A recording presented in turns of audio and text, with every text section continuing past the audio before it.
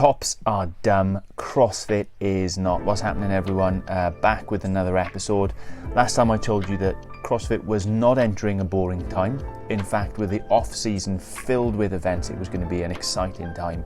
And the big one dropped last weekend, the Rogue Invitational 2023, and it was fine, it was good. There were a lot of gaps. The weather messed about things, but I'm here to give you my top 3 highlights from the Rogue Invitational 2023. So let's not mess about, let's dive in. What were St. Beagle, Sammy Davis's, Tops or Dumb's top 3 highlights? Highlight number 1 was this: Alex Kazan winning the deadlift. Now, we all know that the Rogue Invitational is about lifting heavy things and moving odd objects, and so it was a slight disappointment that the 1 rep max under the lights Saturday evening was a simple deadlift. They didn't even use the Tower of Power or anything like that. It was just straight deadlifting. But oh my word, Alex Kazan is a freak. She is a beast. There was no surprise really that Speakers was up there in terms of racking up a top lift. But Alex Kazan made Spiegel look like a flea. Spiegel was pulling like she'd never pulled a deadlift before. Kazan just looked solid, repeatable, in control. She's an animal. She's got an outstanding bench. Now we know that she's got an outstanding deadlift. She says herself that her technique is what's holding her back on the snatch and the clean and jerk. She is an incredible athlete. And what's more, you expect Spiegel to be up there in the top lifts, but let's be fair, she's not much of a CrossFitter. She didn't qualify for the CrossFit Games this year. But Kazan won that, and she finished 5th at the CrossFit Games. Somebody needs to test her. She's not human. She is 100% one to keep an eye on for the future. That was highlight number 1. Go back and watch it if you want. Second highlight for me was the winner takes all finale. There was Horvath, fittest woman on earth 2023.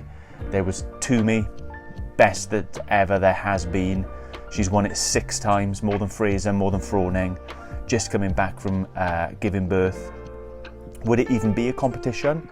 Was Horvath's victory just all smoke and mirrors because Toomey wasn't there? Would Toomey not be able to compete because of the pregnancy that she'd gone through and given birth? Well, turns out these guys were finally matched, and heading into the very last event, which was a sprinty event, double unders and cleans and clean and jerks, they were literally tied on points. Whoever won out of the 2 of them that event was going to go home the victor. And as it turned out, Horvath smoked her in that last event. It wasn't even particularly close, which I think is a win for everyone, because I don't know, is there anybody out there other than Shane and Tia who actually still want Tia to win anything? To my mind, she's not a very likeable character in CrossFit, so I was glad when Horvath won. I was glad if Schleuden or whatever the word is when Toomey didn't win. But my word, does this set things up for the 2024 season. Horvath, now the experience of winning, now the experience of beating Tia-Claire Toomey. People like Kazan really still waiting to get better. Mal O'Brien may be coming back. Alexis Raptis in the mix. Gabby Magawa in the mix. It's going to be outstanding in the women's field for 2024. But my absolute highlight, which probably shouldn't be a highlight, was Paddy V, Rogue Invitational 2023 champion, missing a clean and jerk right at the death when it should have been open and shut, that he was going to win the whole thing. Now, let's put this into context.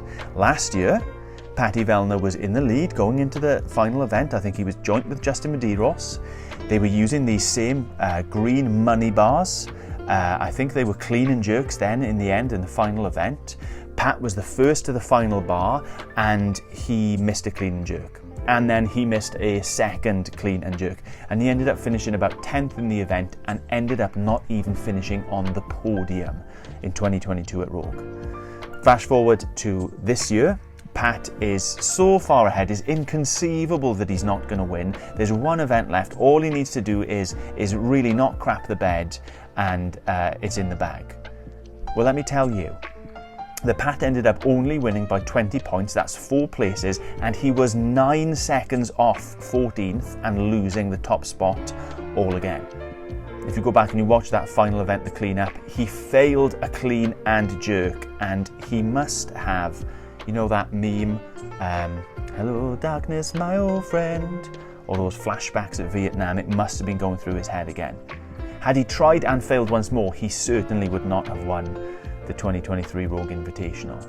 But as it was, he composed himself, he smashed the last lift, he finished 10th in that event, he finished 1st overall, and he is significantly richer for the experience.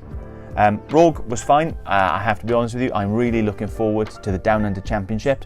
Maybe not the names that Rogue has, but certainly the production, the environment, the ambiance is going to be class. Then a little bit further down the line, we've got Dubai happening the same weekend as the Fittest Festival, or whatever they're calling it, I think it's taking place in the UK. You've got as well the Legends, the Masters event, which is going to be the official people for the Masters and age groups in the 2024 season. They've got their one event left to do before that, and then Waterpalooza in January, and then the Open, and there really is never a time to take a breath. Anyway, those were my top 3 highlights of the Rogue Invitational this year.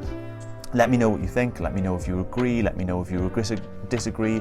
Let me know if there's something that I've missed out that was obviously a highlight. Brackets, Chandler Smith totally styling out, sliding down the hill.